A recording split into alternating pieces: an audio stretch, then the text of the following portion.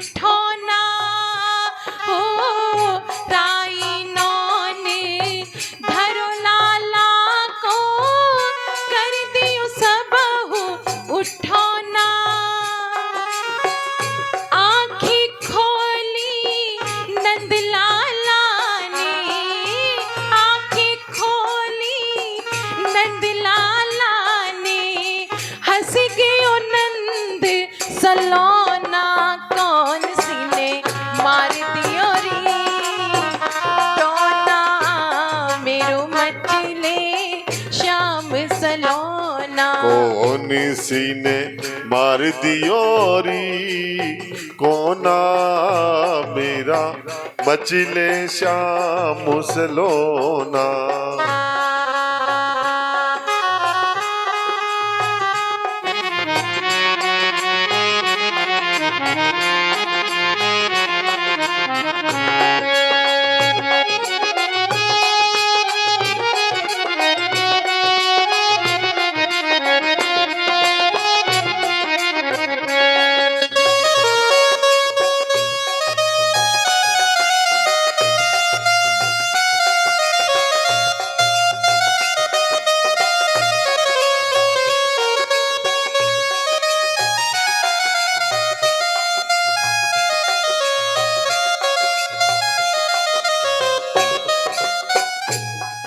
गोविंद मेरो है गोपाल मेरो है गोविंद मेरो है गोपाल मेरो है श्री बांके बिहारी नंद लाल मेरो है ओ श्री बांके बिहारी नंदलाल मेरो है गोविंद मेरो है गोपाल मेरो है और गोविंद मेरो है गोपाल मेरो है श्री बांके बिहारी नंद लाल मेरो है ओ श्री बांके बिहारी नंदलाल मेरो है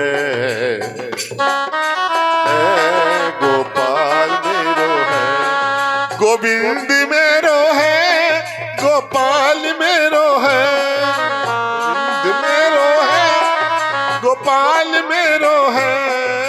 बोल बांके बिहारी लाल की जय जय श्री राधे।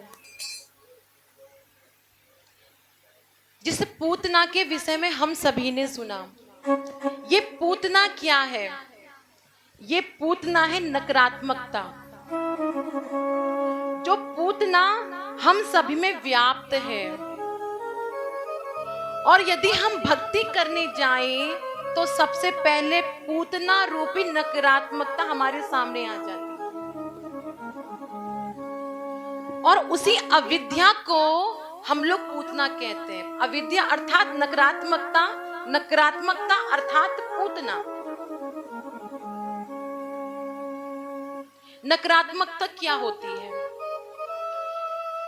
नकारात्मकता ये होती है कि हमने तो भगवान की इतनी भक्ति कर ली, हमारे घर में धन ही नहीं आ रहा, मेरे बेटे की शादी नहीं हो रही, हम इतनी माला जपते हैं, हमारे जीवन में कुछ नहीं आ रहा।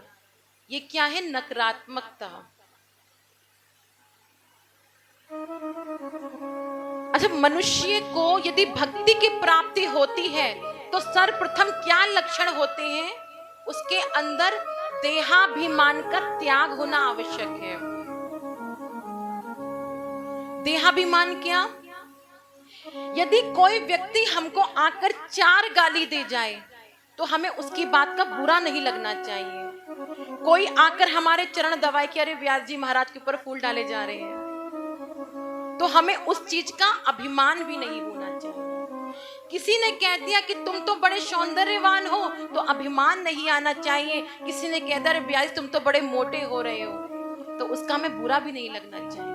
अर्थात देहाभिमान का त्याग होना, यही अविद्या को दूर करने वाला है। कुछ लोग हमारी तारीफ भी करते होंगे, कुछ लोग बुराई भी करते होंगे, लेकिन बुराई कहना हमें दुख हो और ना ही तारीफ का हमको सुख हो। जितने भी ब्रजवासी थे, ये ब्रजवासियों को भगवान ने अपने हृदय में क्यों बसाया? क्योंकि ब्रजवासियों के हृदय से देहाभिमान चला गया। उनको अपने वस्त्रों का सुध नहीं था, उनको ये अभिमान नहीं था कि कोई हमको गांव का ग्वारा बोले, कोई ये बोले कि अरे गोपी तू तो अपने घर की लाज मर्यादा को त्याग करके रात्रि में पराये पुरुष के पास जा रही है। अपने आप से अपने आप को मुक्त कर देना, यही देहाभिमान का त्याग है। वही पूतना जो इतनी सौंदर्यवान है, तो उसको एक पद के रूप में एक संत ने कहा है, जा प्रीतम सो प्रीति घनेरी, उसे देख डर जइयो। जा प्रीतम सो प्रीत घनेरी, उसे देख डर जइयो। और बिन गोपाल कोई नहीं अपनो, बिन गोपाल के इस संसार में कोई अपना नहीं है। मान अभिमान तज दइयो, जो मान अभिमान है उसको त्याग दो। हम किसी को पसंद करते हैं तो किस लिए पसंद करते हैं? कि ये रूपवान है। इस संसार में कोई रूपवान नहीं है, सबका शरीर रक्त मज्जा मांस हड्डी से बना हुआ है, और ये कुछ समय के लिए होता है। इसमें फोड़ा हो जाए तो यही बेकार लगने लगेगा। हम सभी की यही कहानी है। इस मान देह का अभिमान मत कर। यदि सौंदर्यवान है तो वो केवल गोपाल है। यदि हम किसी से प्रेम करते हैं तो स्वार्थ के कारण करते हैं। हमारा प्रेम कैसा है? कोई स्वार्थ से निर्भर है कि मुझे आपसे लालच है। हम किसी को पसंद करते, विवाह के लड़का देखने जाते तो क्या देखते हैं? लड़का सौंदर्यवान है, लड़का रूपवान है, लड़के घर में गाड़ी है, बंगला है, बैलेंस है। हमने सब कुछ देखा, लेकिन क्या वो फिर भी प्रेम सच्चा होता है? वो प्रेम सच्चा नहीं होता, स्वार्थ का। पत्नी आएगी मेरे वंश को बढ़ाएगी, पत्नी को स्वार्थ है कि मेरा भरण पोषण करेगा। इस संसार में प्रत्येक रिश्ते में स्वार्थ छिपा हुआ है, लेकिन निस्वार्थी कोई है तो वो गोविंद है।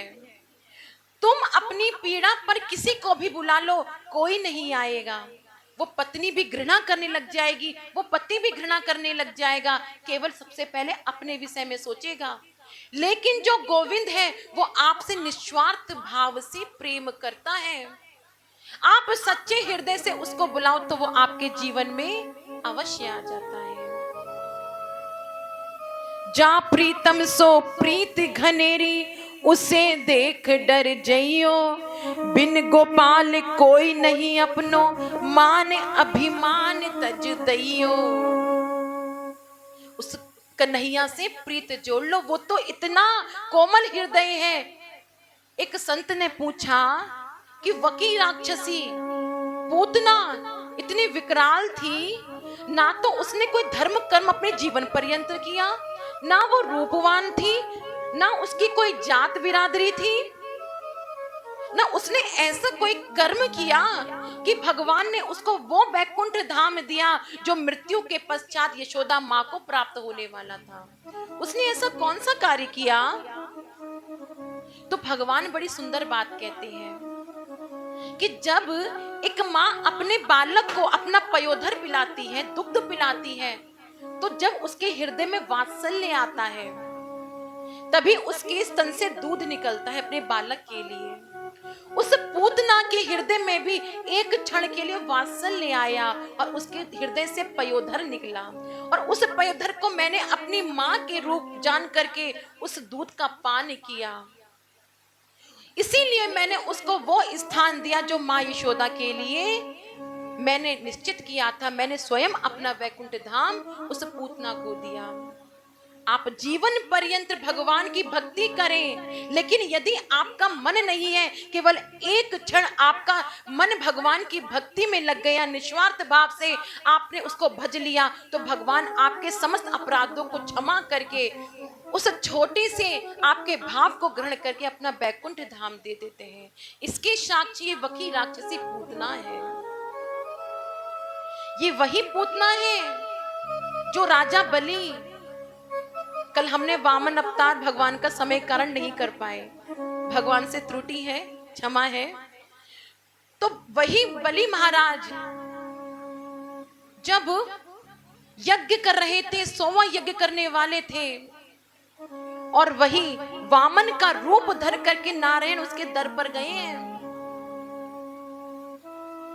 और कहते हैं कि भिक्षाम देहि, मैं तुमसे भिक्षा लेने के लिए आया हूं, दान लेने के लिए आया हूं। बलि ने कहा क्या चाहते हो?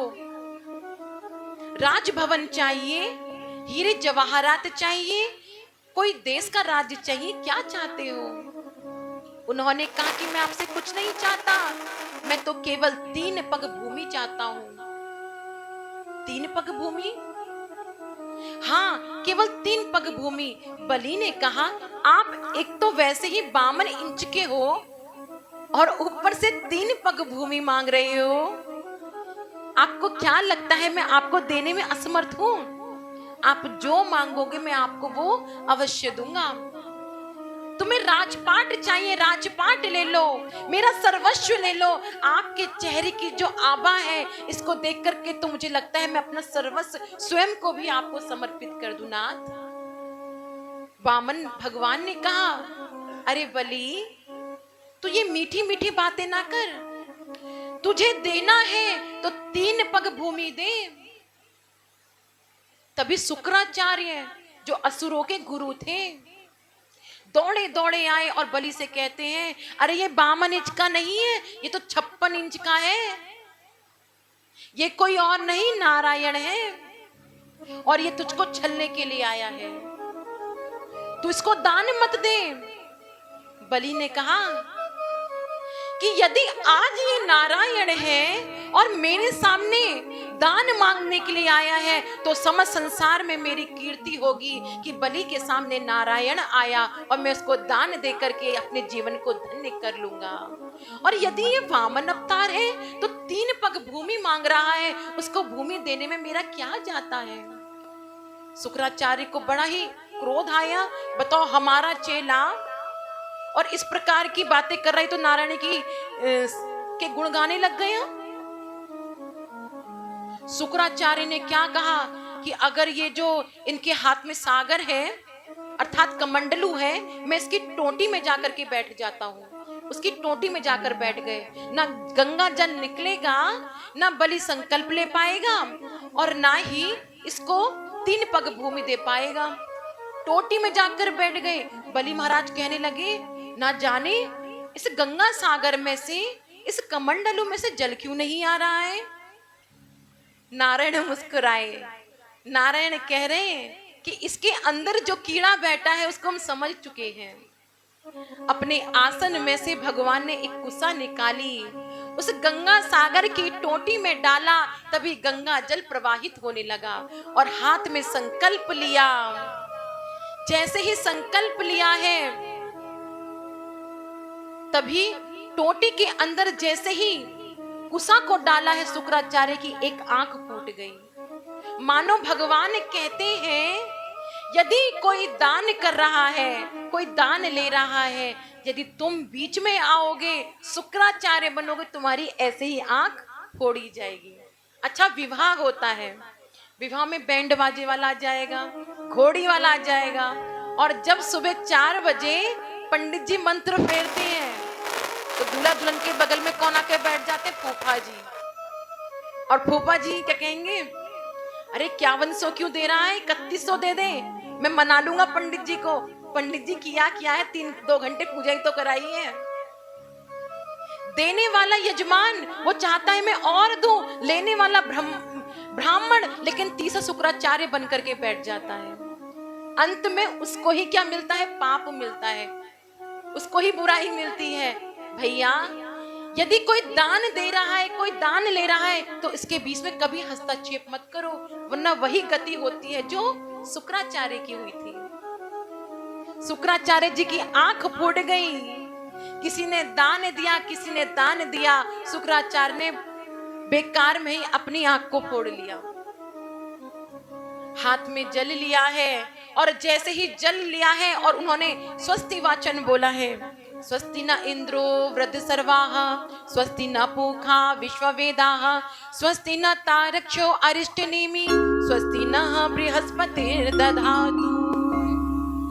हाथ में जल लेकर के जैसे ही वामन भगवान अपने विकराल रूप में प्रकट हुए, विराट रूप में प्रकट हुए हैं, एक पैर से उन्होंने समस्त पृथ्वी को नाप लिया, दूसरे पैर से समस्त ब्रह्मांड को नाप लिया। अब तीसरा पैर वामन भगवान कहने लगे, अरे बलि बता तीसरा पैर कहाँ रखूं। बलि दौड़ा दौड़ा अपनी पत्नी के पास गया। जब आपके जीवन में कोई कष्ट आ जाए तो सबसे पहले अपने पत्नी के पास जाना चाहिए। क्यों? जिसकी दवा कहीं नहीं है उसकी दवा घरवाली के पास होती है। घरवाली के पास गए और कहने लगे कि देवी आज तुम्हें भगवान के श्राप के द्वारा मारा जाऊंगा।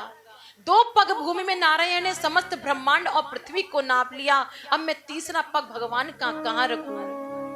देवी ने कहा, स्वामी दान बड़ा होता है या दान देने वाला बड़ा होता है? बलि ने कहा, दान देने वाला बड़ा होता है। स्वामी तुम नारायण के पास जाओ, उनसे कहना कि हे नाथ आज तो आपके समक्ष दान देने वाला उपस्थित है, दान देने वाला बड़ा होता है, तो आप मेरे सिर पर अपना तीसरा पैर रख दो। बलि हाथ जोड़कर बैठ गया। भगवान कहते हैं, अरे बलि आज तूने मुझको छल लिया। तीसरा पैर बलि के सिर पर रखा है। बलि के नेत्र सजल हो गए, रोए जा रहा है कि हे नाथ जो इस संसार के घट घट में व्याप्त रहने वाला परमात्मा है, जिसको ब्रह्म कहते हैं, अरे जिसकी एक छवि देखने के लिए समस्त संसार ललायित रहता है, योगी मुनि करोड़ों वर्ष तक तपस्या करते हैं, केवल उसकी एक छवि को नहीं देख पाते। इस ब्रह्मांड इस संसार को बनाने वाला उसका पैर आज मेरे सिर पर है। बलि महाराज रोए जा रहे हैं, रोए जा रहे हैं, नयन सजल है बलि महाराज के। भगवान ने कहा, मैंने दानी बहुत देखे लेकिन बलि तुझसा दानी नहीं देखा। तू कुछ चाहता है तो मांग ले, मेरी इच्छा है मैं तुझको वरदान दूं। बलि ने कहा, मैं आपसे एक वरदान चाहता हूं। क्या? कि आप मेरे दरवाजे पर हमेशा विराजमान रहें, क्योंकि जब मैं जय विजय रूप में था तब आप मेरी पहरेदारी करते थे, और आज मैं चाहता हूं कि आज आप मेरे सामने आए, मेरे दरवाजे पर मेरी रखवाली करें। भगवान बलि के दरवाजे पर पहरेदारी करने लगे। उधर लक्ष्मी मैया, उनको पता चला कि मेरे स्वामी कहाँ गए, तो नारद जी ने कहा कि तुम्हारे जो स्वामी है ना आजकल पहरेदारी करने लग गए हैं। कहाँ? बलि के दरवाजे पर। लक्ष्मी बलि के पास आई, रहने लगी और कहती है कि मैं आपके घर में रहना चाहती हूँ, मैं आपकी दूर की रिश्तेदारी की बहन हूँ। पर जैसे ही सावन का शुक्ल पक्ष आया तो आज बहन ने कहा है कि भैया मैं तुमको राखी बांधना चाहती हूँ। बलि को राखी बांधी है तो कहने लगी, बहन तू क्या चाहती है? लक्ष्मी ने कहा कि मुझे कुछ नहीं चाहती है, चाहिए जो तुम्हारा पहरेदार है ये पहरेदारी मुझको दे दो। बलि मुस्कुराए, बहन तू कुछ राजसी वस्त्र मुझसे मांग ले, राज मांग ले, पाट मांग ले, कुछ भी मांग, मैं सब कुछ दूंगा। तेरा दिल आया तो इस पहरेदार पर दिल आया। तो कहने लगी कि ये कोई और नहीं मेरे स्वामी नारायण है। मैंने तुम्हारे हाथ में राखी बांधी है, देना है तो इसके बदले मेरे स्वामी मुझको दे दो। और लक्ष्मी अपने साथ अपने स्वामी को ले जाती है। वही बलि महाराज की एक बहन थी रत्नमाला। जब उसने देखा कि कितना सुंदर सा बालक है जो वामन रूप में है, यदि ऐसा मेरा बालक हो तो मैं उसको अपना स्तन से पयोधर पान कराऊं, दुग्ध पिलाऊं। लेकिन जैसे ही उस वामन भगवान ने बलि को छल लिया, तो आज उस रत्नमाला ने कहा है कि यदि मेरा ऐसा बालक हो तो मैं उसको अपने स्तन में विष लगा करके विष का पान कराऊं। भगवान ने उसकी दोनों इच्छाओं को पूरा किया है। वही पूतना बन करके, वकी बन करके आई है। सर्वप्रथम उसके दुग्ध का पान करके उसको माता की अनुभूति कराई, बैकुंठ धाम दिलाकर इसको माता का हक दिया और उसके विष को पी करके उसकी मनोकामना को पूर्ण किया। बोलो भक्त वत्सल भगवान की जय, वामन भगवान की जय। उधर जब 6 दिन के जो बालक हैं माँ यशोदा के साथ में गौशाला पर है, आपके घर में कोई बालक हो तो उसका जन्मदिन बनाए, उसके 16 संस्कार बनाए। तो या तो हमारे राघवेंद्र सरकार राघव जी के सामने मनाए, कन्हैया लाल के सामने अपने बालक का जन्मदिन मनाए, या फिर किसी गौशाला में जाकर गाय के सामने अपने बालक का जन्मदिन मंगाए। मैया यशोदा ने अपने कान्हा के जितने भी कार्य थे, संस्कार थे, सब गौशाला में ही पूर्ण करे। अब कन्हैया को लेकर के मैया नंद भवन में आई है और छोटे से कन्हैया को स्नान करा करके, पीतांबरी धारण करा करके माँ ने एक गाड़ी के, बैलगाड़ी के नीचे लाला को सुला दिया और मैया अपने नित्य प्रति के कार्य को करने लग गई। तभी वहां पर सकटासुर जो कंस ने भेजा था उस गाड़ी में विराजमान हो गया और सोचता है मैं इस गाड़ी में विराजमान होकर इस छोटे से बालक पर गिर जाऊंगा और ये बालक मर जाएगा। और छोटे से कन्हैया मुस्कुरा रहे हैं, कह रहे अरे मामा जी, ये छोटे छोटे खेल खिलौने आपने भेजने प्रारंभ कर दिए। जैसे ही सकटासुर उस गाड़ी में प्रवेश करता है, छोटे से कन्हैया ने अपने बाएं पैर से उस गाड़ी पर प्रहार किया। सकटासुर उस बैलगाड़ी से धरती पर आकर गिरा, उसका वहीं पर ही प्राणांत हो गया। बोलो गोविंद भगवान की जय। अब भगवान थोड़े से बड़े होने लगे, 3 माह के हो गए हैं। तो एक दिन भगवान नंद बाबा के आंगन में खेल रहे हैं, गुटमन चल रहे हैं, मुस्कुरा रहे हैं। और जो भगवान है ना, उनका स्वरूप कैसा है? उनका स्वरूप है गोदली जैसा। गोदली अर्थात जिसके गाल लटके हुए हो, मोटे मोटे गाल हो, मोटे मोटे पैर हो और अपने पैरों को ना ऐसे बांध ले कि पैर मोटापे कारण से बंद भी ना हो। ऐसे अपने पैरों को रखे हुए हैं, छोटा सा मुकुट बंधा है, मोर पंखी लगी है, पैरों में पायल बंधी है और इस प्रकार अपने हाथों को मार मार करके क्रीड़ा कर रहे हैं। मैया ने सोचा लाला तो अभी खेल कर रहा है। तभी उस लाला को अपने आंगन में रख करके मैया जैसे ही थोड़ा इधर उधर गई है, तृणावत नाम का राक्षस भंवर का रूप लेकर के आ गया, हवा का झोंका लेकर के आ गया। और जैसे ही हवा के झोंके के रूप में आया है, भगवान ने कहा मामा जी एक और भेज दिया। और भगवान ने अपने रूप को इतना अधिक कठोर कर लिया, इतना अधिक कठोर कर लिया कि हवा के साथ में उड़ने लगे। भगवान मानो कह रहे अच्छा मैया चली गई, वरना आज मेरा भेद खुल जाता। हवा के साथ में उड़ने लगे और मुस्कुरा रहे हैं, आगे के 2 दांत भगवान के चमक रहे हैं। और इतनी तेज उसी हवा के झोंकों को घुमाने लगे और गला दबाकर भगवान ने तृणावत का भी गोविंदाय नमो नमा कर दिया। बोलो भक्त वत्सल भगवान की जय। तभी एक दिन माँ यशोदा माँ यशोदा नंद बाबा से कहने लगी कि स्वामी, न जाने मेरे लाला को किसकी नजर लग गई है कि बड़े बड़े राक्षसी हमारे गांव में चले आते हैं। सबको न जाने मेरे लाला से ही क्या दुश्मनी है। तभी वहां पर सांडिल्य ऋषि आए। सांडिल्य ऋषि से पूछा कि बार बार राक्षस मेरे बालक को ही क्यों मारने आते हैं। सांडिल्य ऋषि ने कहा कि तुमने अपने बालक का नामकरण संस्कार नहीं किया है, इस कारण तुम्हारे बालक पर आपदा बार बार आ रही है। अपने बालक का अब नामकरण संस्कार कर दो। नंद बाबा यशोदा मैया